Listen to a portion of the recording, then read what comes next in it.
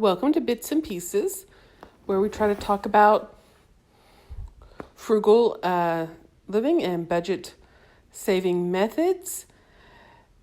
Lately, we've been focusing on food with our current grocery prices going up so high. Today, we're going to talk about ingredient supplementing.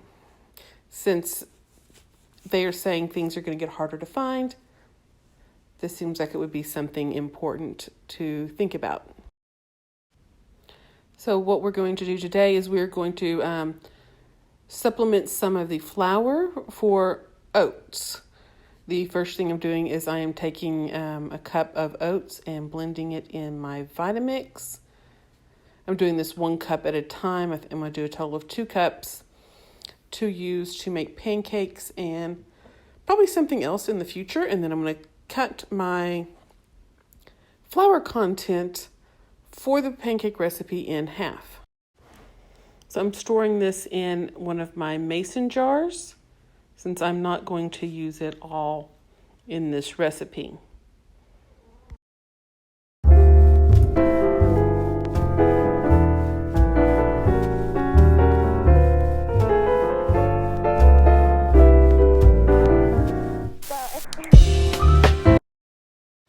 Now I'm going to use a recipe from the Betty Crocker recipe book.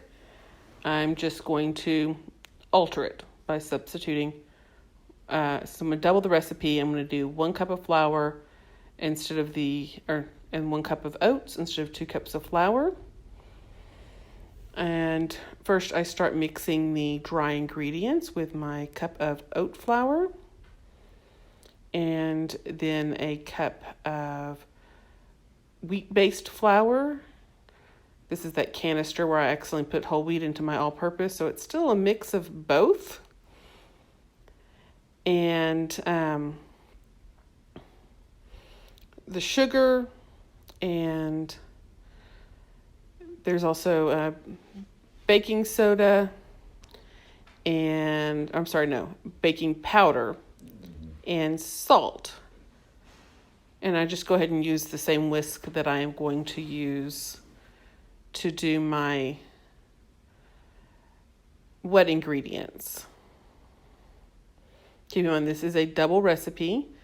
That way I have pancakes for breakfast tomorrow as well. I think this ended up making 15 in total. So just whisk it up and then set it aside. And in here goes 2 eggs and a cup of milk.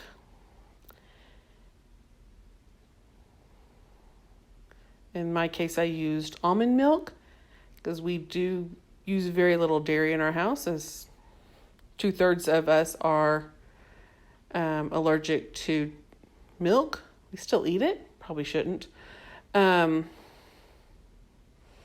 But we do try to keep our milk consumption to a minimum.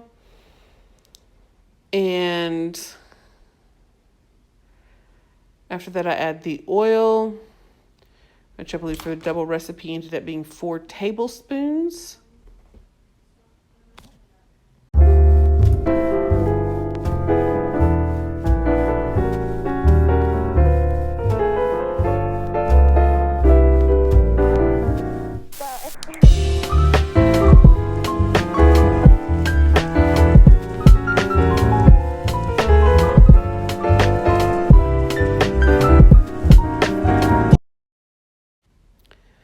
Once all the wet ingredients are mixed, I add all the dried ingredients at once and mix it real quick. It turned out a little thinner than I really wanted it, so I added another tablespoon of flour, although I think I let it sit for about a half hour before I started cooking, and that actually seemed to help as the oats absorbed the liquid.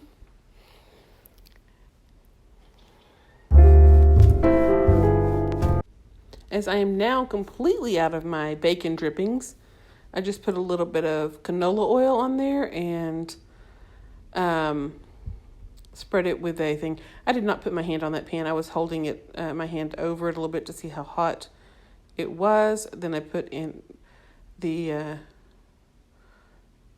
just dropped on a 1/4 cup each for the pancakes and let them simmer, and you see how they are starting to bubble, and the edges are getting dry. That's what you're looking for. You want to get it dry enough that you can easily pick it up with a spatula and turn it. I will say I'm actually very happy with how golden brown these turned out.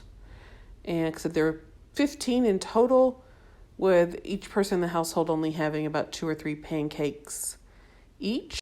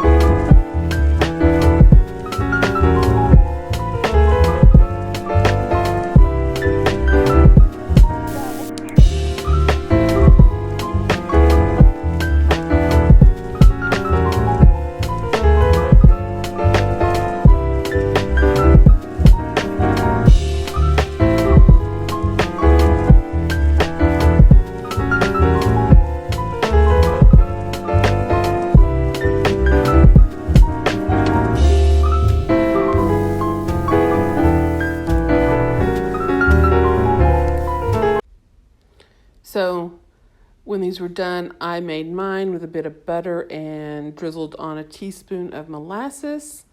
The kids prefer a more standard generic pancake syrup, but either way, they all turned out delicious using the oats to make flour and substitute. Thank you for joining us at Bits and Pieces. If you enjoyed our video on substitutions, please like and subscribe. Thank you.